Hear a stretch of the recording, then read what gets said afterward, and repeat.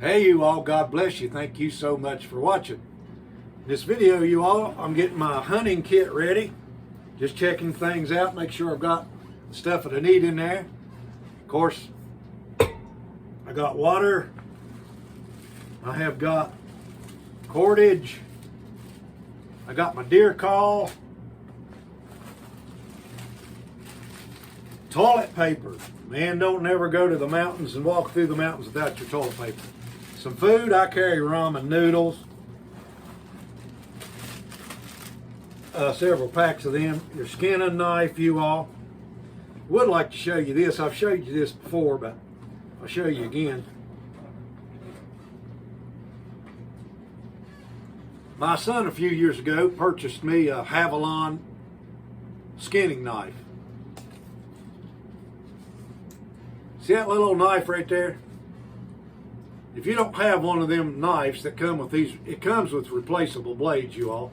Stainless steel blades. This one came with, I've done used one of them, by the way. So it's got 1, 2, 3, 4. I've still got 6 blades. So it must have come with 8 blades. I use this thing, you all, to skin game with, cape, and everything else. See that right there? That's a very, very good knife. Let me get you a close-up of that. They are rather expensive, but since my son was a good old boy, he liked his daddy, he bought me one of them. And I watched him cut up elk out west with it. So I said, hey boy, what kind of knife you using right there? And he just got on the line there and purchased me one of them. So anyway, there we go with that. Now, let me put this part back in here. All that goes in the center of the pack.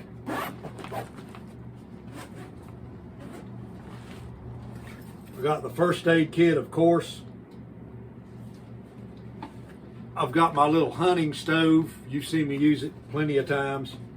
I need to get me another bottle of gas. I'm just about out of gas in that. Of course, I've got my compass and stuff in there. That's just some of the stuff that I carry, you all. Now, one of the things that I do, and I've got this down here already, is I will come down here and I'll stuff my hunting clothes in a bag full of pine boughs, okay? Not the sticks, okay? Not the wooded part, because that's going to stick in your clothes, but just take you some pine boughs and stuff them in a plastic bag with your hunting clothes. That will then put that scent on your hunting clothes, and you won't be, smelling just like you got out of bed, or you know how it is when you dry your clothes and use those things to make them soft and smell good. Deer can smell that stuff for 1,000,000 miles, okay? So that's a good idea, and that's one of the things that I do. Another thing, you all, is I have learned over the years, if you're going to use scents, now in the state of Virginia, it's illegal to use a scent of any kind that will attract a deer. That's just what it is in the state of Virginia. Well, let's just say in your state that you can use it, okay? A couple of days before you're going to start going up the trail to go to wherever you hunt at, and still hunters that walk through the woods all the time, they don't really use that kind of stuff as much. But if you're like me and you're old now and you got one stand you're going to walk to, and you're going to get in it and you're going to hide for the day, along that trail I will make fake scrapes. I'll just make a fake scrape. Just take your scent, do the same thing a deer does, and make yourself a fake scrape. Like I say, in the state of Virginia, that's illegal.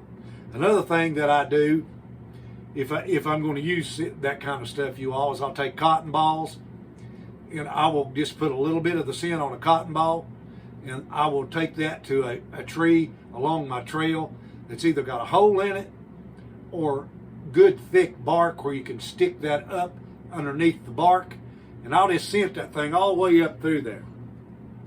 And those things will stay, that scent will stay in them cotton balls for weeks. So that's just a couple of things that you can do. I also will go through there prior to season and clear the trail completely out so that I can get through there without making any noise. Hopefully without making any noise.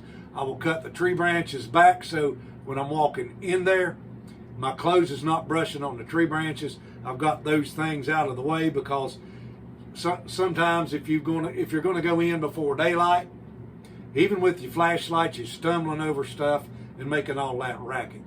But I have found over the years, for me, I don't have that much luck doing that, going in too early in the morning.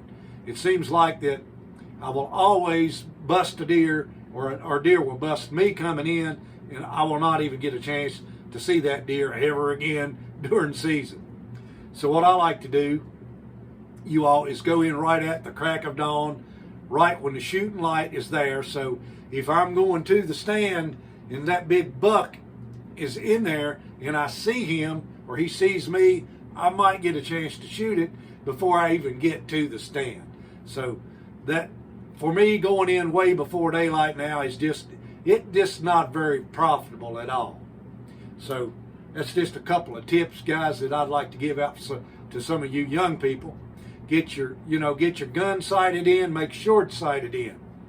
It's muzzle loading season, so make sure your powder's dry and you've got your caps, if you're going to use a cap lock, or you got you some good, flint that's going to strike really good on your put sparks into the pan of your flintlock. So keep your powder dry. Like my old buddy Jimmy says, watch your top knot, Pilgrim. And you guys, I really do thank you for watching. I really appreciate it. God bless you. Have yourself a wonderful day.